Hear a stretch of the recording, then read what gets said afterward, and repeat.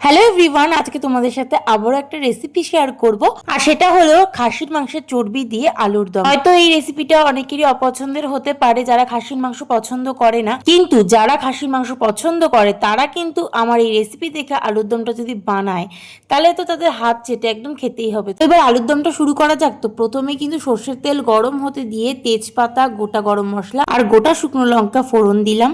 আর তারপরে কিন্তু আলুর দমের জন্য যে আলুগুলো কেটে রেখেছিলাম ডুমো ডুমো করে রাখা, সেগুলো একটু হালকা করে ভেজে নিলাম। দিয়ে ওই তেলের মধ্যেই দিয়ে দিলাম হচ্ছে পেঁয়াজ কুচি আর সামান্য নুন দিলাম, যাতে পেঁয়াজটা একটু নরম হয়ে যায়।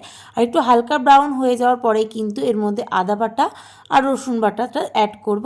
সবসময় মাংসে আমি কিন্তু আদার থেকে রসুনের পরিমাণটা বেশি দিই, তাতে কিন্তু টেস্টটা অনেক ভালো হয়। তোমরাও ট্রাই করে অবশ্যই দেখতে পারো।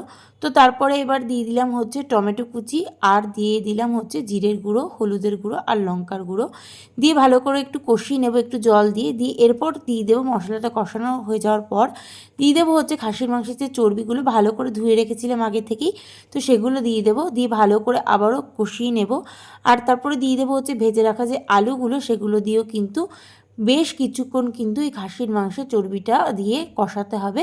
যখন একটু তেল ছেড়ে আসবে তখনই তোমরা বুঝে যাবে যে চর্বিটা কষানো হয়ে গেছে। আর বেশ কিছুক্ষণ ধরে কষানো না হলে কিন্তু একটু গন্ধ থেকে যেতে পারে, ওই জন্যই বললাম। দিয়ে তারপরে একটু জল দিয়ে দেবে যতটা পরিমাণ তোমরা ঝোল খাবে। আমরা তো একটু শুকনো শুকনোই রেখেছিলাম, মানে একটু গ্রেভি গ্রেভি টাইপের। দিয়ে ভালো করে ফুটে এলে এর মধ্যে দেবো হচ্ছে গরম মশলা আর হচ্ছে মানে গরম মশলা গুঁড়ো আর হচ্ছে ঘি। এরপরেই কিন্তু আলুর দম আমাদের রেডি।